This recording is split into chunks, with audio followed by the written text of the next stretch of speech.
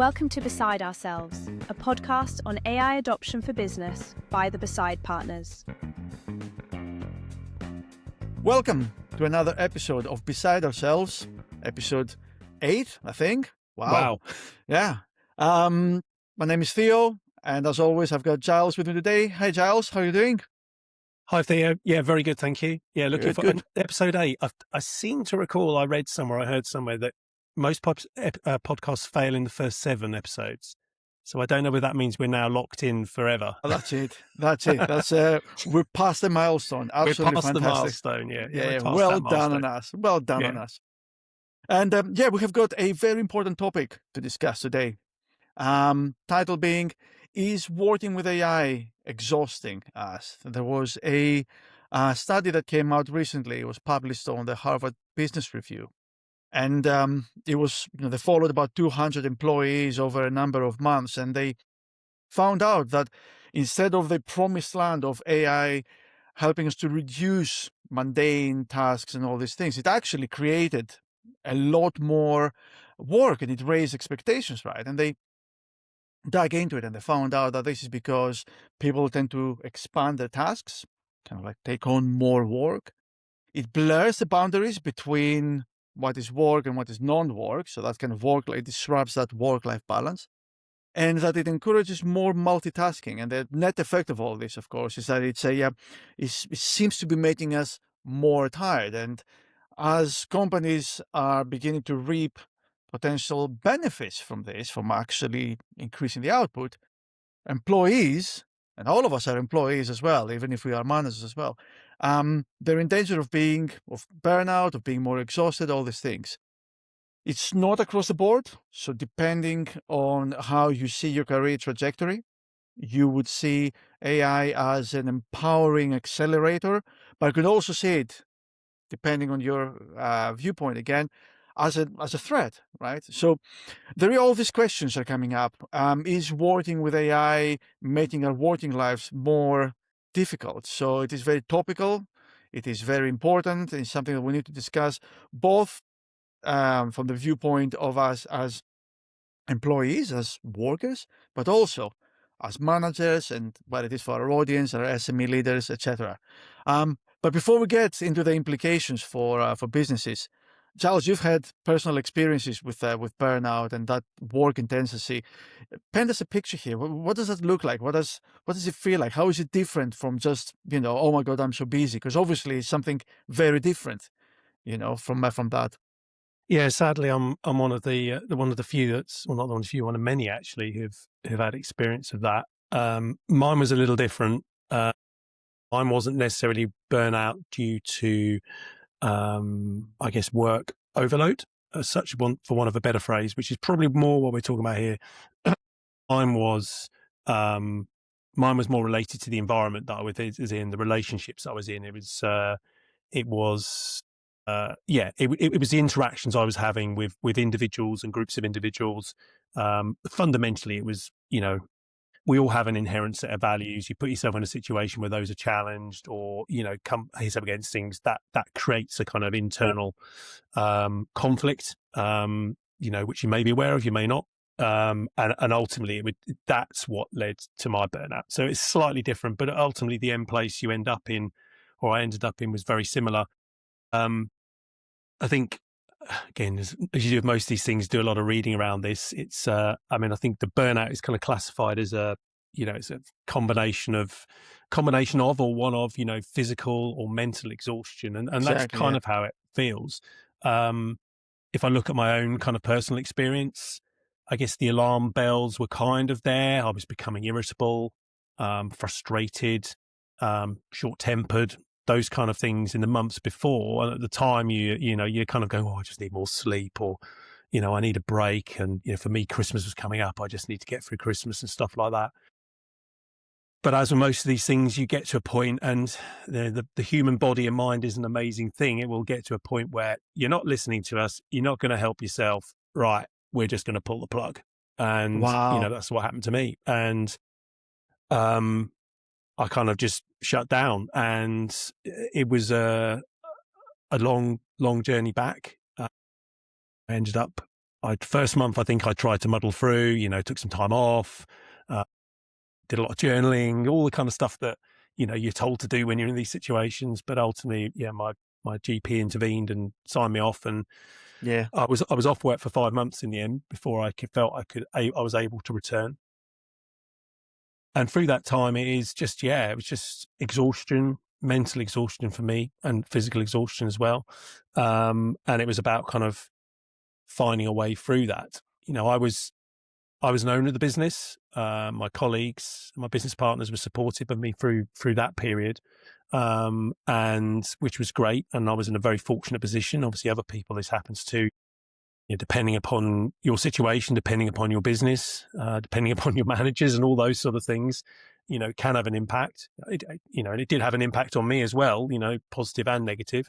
But obviously, everybody's going to be slightly different. But I guess I was in a fortunate position where I could take that time off. But it was a long road back. And I think, without making this podcast all about me, I think it's an experience I wouldn't wish on anybody, but it's also an experience that I've learned a lot from. And I'm a real strong advocate. If anybody who follows me on LinkedIn, you'll see I'm a real strong advocate of mental health in the workplace, and specifically. And everybody should follow Giles on LinkedIn, by the way. Me too. Yeah. Exactly. I mean, I'm trustee of a mental health charity, Mind Over Mountains, as well. So, but I think and this is probably where let's tie it back into this topic. I think there is so much that we can do as businesses, as business leaders, as people, to actually, protect and support staff through this. Coming back to the point of this whole conversation, I think is a really interesting topic. And obviously some of it resonates with me, but I think if I look at the conversations I've been having in the last few weeks, actually, even, is this kind of there's various kind of lots of businesses looking at adopting AI.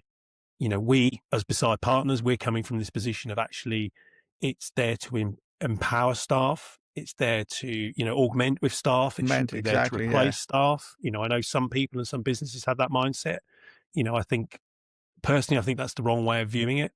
There's some real, good examples at the moment with big, internet startups, quite famous people who are just laying off staff. Seems to be one every week. Absolutely. Yeah. We've got AI, so we're cutting 40% of the staff. That in itself creates that inherent pressure. The other angle I've seen is, people who are looking at adopting this to make themselves more efficient.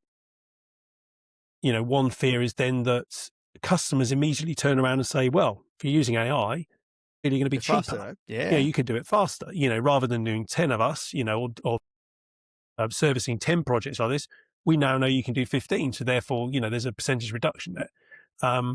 So you can see how businesses could, are getting external pressures on that. And, how if it's not managed correctly, and I think a lot of this comes down to leadership, management, business owners, wherever you want to have it, to actually own this and say, no, actually, we're not going to use this as a tool to drive our staff into the ground. We're going to use it as a tool to, I think, again, we've talked about this before, make us more efficient as a business, but actually allowing our staff time to do the things they're really good at. And actually allowing them time to maybe spend more time on those things where they can really add value. Rather than just, doing take some of that admin sort of stuff off, automate some of those tasks so they can really on the, the thought leadership and those sort of stuff. And actually that. So I'm kind of rambling a bit, as I always do. That's what it's here for. But for me, first of all, one of the things that you said earlier really resonated when you said that obviously your experiences, powerful enough as they had different sources, but the underlying source, the fact that there was a divergence between the values of the business and yours, actually are spot on with AI. Because if a business adopts this technology with the values being of we're just going to replace as much human labor as we can to find efficiencies wherever we can, that really creates a conflict with, in fact, everyone's values. Your value being, I'd like to stay in employment. right? So there's one thing over there. There's a fundamental value about, are you just there to maximize profit, or are you there to kind of create a business that is meaningful and helpful and useful for all your stakeholders, customers, team members, etc. But the bit that really, so I don't have a similar experience to you, thankfully, but I do have a different experience with this, which is something that I found myself doing over the last few weeks. And it's not led me to burnout or anything, but it's something that I felt really strongly as I was going through adopting this technology, AI, for myself, and using it more and more and more, to the point that I think I'm now using it every working hour of my week, right? Not just every working day, every working hour. And what's happening is that I am almost constantly in kind of review mode, right? It's if I get this technology, whether I'm using a chatbot or whether I'm using an agent, something a little bit more autonomous, and I get it to automate part of what I would call, in bunny ears, mundane tasks, to actually create the test, I'm constantly evaluating it. And evaluating a piece of work is actually quite intense, right? It's, in many ways, it is much more intense than aimlessly writing it, knowing that you can delete it or go back to it. So in some cases, it's we're talking about AI automating mundane tasks, but those mundane tasks have got an amount of comfort in them, repetition, working within your comfort zone, and actually doing that work with, I wouldn't say half your brain, but definitely not 100% of your brain. It is easier to do that work than it is to evaluate the output of that work. Now, for me, that's a little bit easier, because having run a business for the last 20 odd years, I'm kind of used to evaluating that work. But I can see how people who are used to producing work, and they're not just used to delegating, assessing, reviewing all the time, they would find it actually really intense, right? No, let alone kind of being just against it for efficiency purposes, etc. Yeah, and I think what really resonated there with me as you were saying that was what you've described there is exactly the same, I guess, mindset and justification you have with people when you give them a junior person on their team, or you give them somebody they have to supervise. You'll have heard it hundreds of times. I've heard it hundreds of times. Well, it's just quicker for me to do it myself than to spend time with X and Y showing them how to do it. And you say to them, yes, I get that, but if you invest that time, then actually ultimately, then you'll free your time up. But a lot of people, and again, this all comes back to workload. This all comes back to pressure. People are like, I've got so much on. I've got so many plates spinning. I need to get this done. If I have to sit down with, Joe, for want of a better name, and actually talk them through how to do this, that's going to take me twice as long as actually if I just do it myself. And that's human nature. It's like when you're under pressure, you're just trying to get things going. But actually, again, I think that's where, and I think this is where it fundamentally comes back to where the issue is. The issue is not necessarily with AI. The issue is with business and the pressure that we put on people. The way people are not treated as people by businesses, they're treated as commodities. Again, without naming names, the businesses that just go, right, we're going to slice out 40% of the staff because we've introduced AI. Now, okay, fair enough. I'm not saying that business should have kept 40% of their staff, because obviously there's a cost burden and businesses need to make money and stuff like that. But you can bet your bottom dollar in that business, the 60% of the staff that remain, there's a lot of fear, there's a lot of pressure, there's a lot of concern about the future of their jobs. They're now under a situation where it's like, well, I need to be shown to be using AI because that's obviously what retains my job. So it gets a bit performative in that case, right? Yeah. But I need to show that I'm using AI. Yeah, but then if I use AI, then am I then putting myself out of a job? It's this kind of chicken eggs, and the pressure, the psychological pressure that puts on people. And I think, a lot of business, and again, it comes back to mindset. And this is why I said it comes back to leaders and business owners and people like that. I mean, we can all think of, I can think, at least two people jump to mind who would, think of, staff as commodities, really. You can hire and fire, you bring the resource in, they're there to basically generate revenue and generate shareholder value ultimately. And actually, if you need to get rid of them, or if there's a more efficient way of doing it that's going to ultimately create more value for them, fine, do it. And the classic phrase you hear is, it's business. It's not business. It's like, you all can business still, is personal, right? exactly. It still comes down to people and people's lives and stuff like that. And you can be, and you've got the kind of the movements around things like B Corp and, various organizations that are like, business can be a force for good and all that kind of stuff. But I think there is an inherent value in that. And I think as technologies like AI come along, I think those that can embrace that, but those that can embrace it in a human way, I believe, and maybe I'm a bit an edge case, I don't know, maybe, but I believe they're the ones that are going to be the most successful. Totally. Yeah. Go on, sorry. I don't know. I was going to say that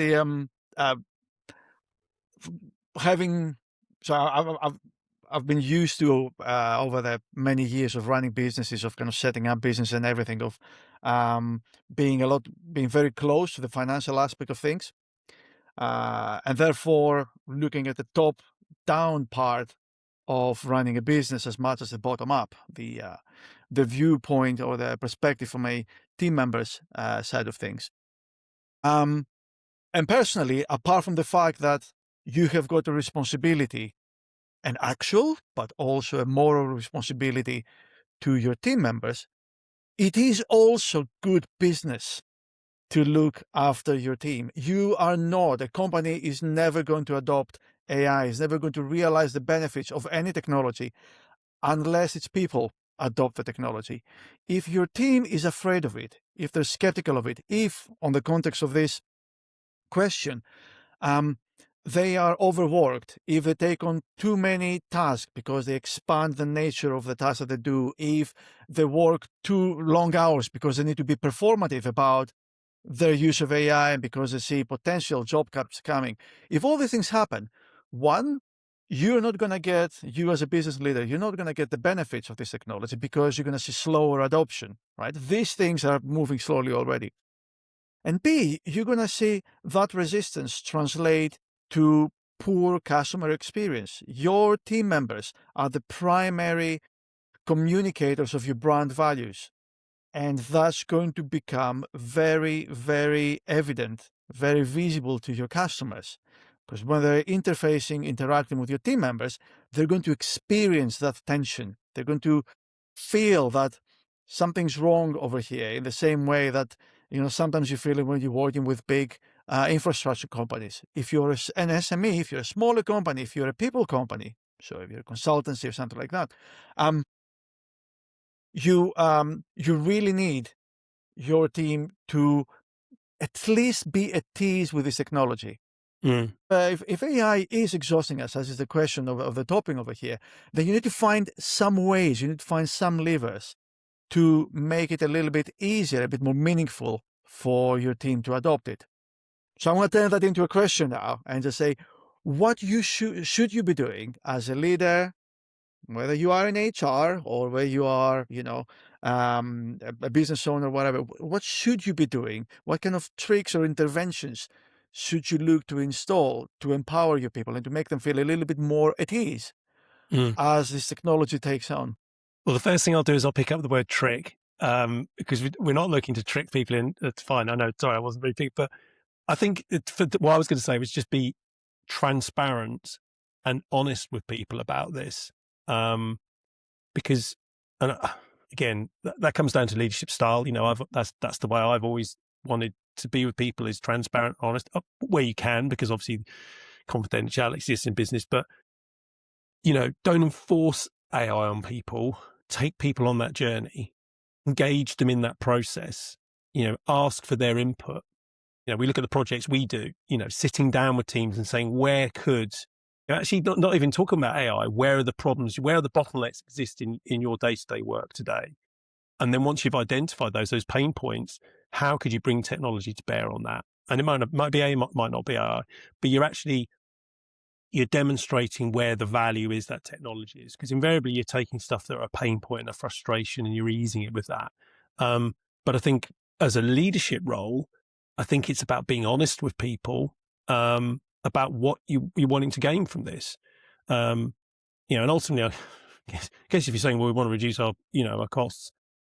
Yeah. Okay. Most businesses won't admit that, but I think if that's not your inherent reason getting it, if your inherent reason is because you want to give people more time to focus on this sort of stuff, if you want to ease the burdens of, if you want to ease workloads, if you can explain to people your reasons for doing this, yes, classic. Again, we might have mentioned this before, but where you say, yes, we could recruit somebody into the team, but actually, if we can take all of this, we can demonstrate that this task or this bottleneck is, you guys are spending a day a week on this.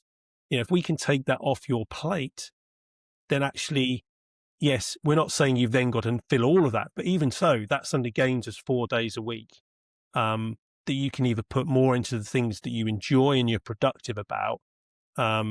And we are gaining some capacity in the team, but not capacity to the sense that we're going to just drive you into the ground and we're just going to layer more on. And then once we've sliced that bit out, we're going to take another.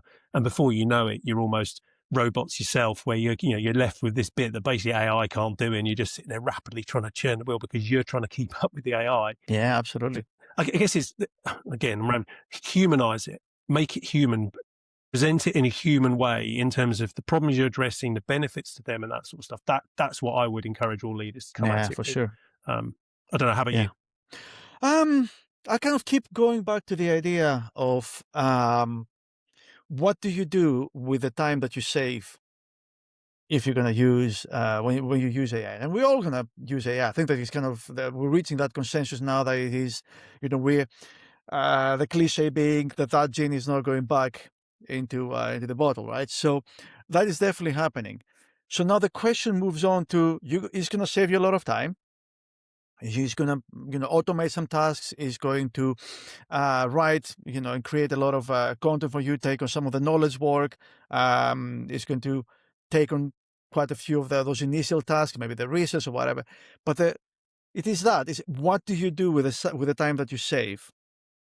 And I think that there is a part of this from the leader's perspective, so from managers, to say that task, that save time is designed to, or is meant for you to kind of think more broadly, create more connections, interact more with each other, with customers, actually do the high value stuff that all the literature tells us we're going to free you up from doing. So do that, let's do what we set out to do. And the second one is with the team members, with employees, to basically look at the time that is saved from this automation and say, I'm not going to actually turbocharge what I'm doing and just do more of this. I'm actually going to look at this time and allocate it. Look at my calendar, literally look at my calendar and just say, if I was going to spend half an hour, I don't know, writing meeting summary notes, and I'm not going to do that because that is ready made for me, right? I'm going to take that time and I'm going to block it off to do some research, to do some career development, to look at some training, to actually do a little bit, more deeply into some of the issues that I'm facing every day, to expand what I'm doing. So there is this concept that I keep finding and that I keep hearing about. It's not exactly with this context, but I love this. It's the concept of compound learning. It's a little bit like compound interest, but compound learning, where you kind of build on the learning of the learning. If we can take the time that is saved by AI from the mundane tasks, if you like, and turn it back into ourselves as employees and as leaders as well, and to say, I'm going to now learn something else, and then based on the learning, I'm going to build it and learn some more. And even if it is getting better at prompting, at prompt engineering, if it is better at kind of reflection and kind of getting better at reviewing and judgment and the rest of it, the compound learning and the compound value that gets created for me as an employee, but also for my employer, for my business, is going to be incredible. You don't need to look very much further to kind of look at the promise of AI as an augmentation tool, yes, rather than compound learning. I'm a big believer in that. Yeah, and I think you've summed it up without saying you're focusing on what is it you're going to do with that time, and again, it involves the employee in that. Let's think about that process, because career development, business development, thought leadership, all those things that absolutely, everybody, all businesses need, staff need, but also businesses need, and actually freeing that time and allowing people to do that's the benefits that can come out of that. Look at anything where you actually look at your calendar and say, I wish I had time for that. And imagine the world that you do have time for that. Now use the technology to get to that, right? Yeah, exactly. And use that to drive your business forward and your career forward and all those sort of things. And if you can achieve both things at the same, that's brilliant for everybody rises with that. That's the promise, right? That's the promise. That's the optimistic note to end up with. Yeah. So as we're past the 20 minutes and everything, we are, yes, and it's a very engrossing conversation. Let's summarize. Let's kind of get some closing thoughts to wrap up the episode. Giles, what are your closing thoughts on the subject of, is AI exhausting us? I think I don't, and I've come back to the point I made earlier. I don't think it's AI that's exhausting us. It is the businesses and the business environments that we as employees are in that have the potential to exhaust us. And I don't think all businesses are doing this. I think that some businesses are, some businesses will, but others that adopt it correctly and engage staff in the process of that adoption, I think they stand the best chance of getting the most out of the technology and the most out of their employees, and ultimately, growing and succeeding with it is my view. So I guess that would be my takeaway. So how about you? For me, my last point, I think, is going to be the one that I'm going to stay on, and to summarize it quickly is, either as an employee or as a manager, look at your last performance review, look at your last one-to-one or the collection of one-to-ones, and just pinpoint on all the things that fell under the umbrella of, I wish I had time to do that. Yes. Look at what AI can do. Can it save you time? And when it can save you time, don't use that with, don't waste it, if you like, on more mundane tasks. You kind of like to be more performative about it, but use it for those things that you are supposedly saving time for. Very good. I think that was it for today. Thank you so much for joining me, Giles, and for sharing your experiences. Pleasure as always. Brilliant. Thank you very much to you, everyone, the audience, for listening. As always, we are beside ourselves for having you with us, and we'll see you on the next episode. Bye, everyone. Yeah, thanks, everybody. Take care. Thank you for listening to Beside Ourselves. Don't forget to send us your questions via the comments or the email address in the description. For further information or to discuss an upcoming project, please visit besidepartners.com.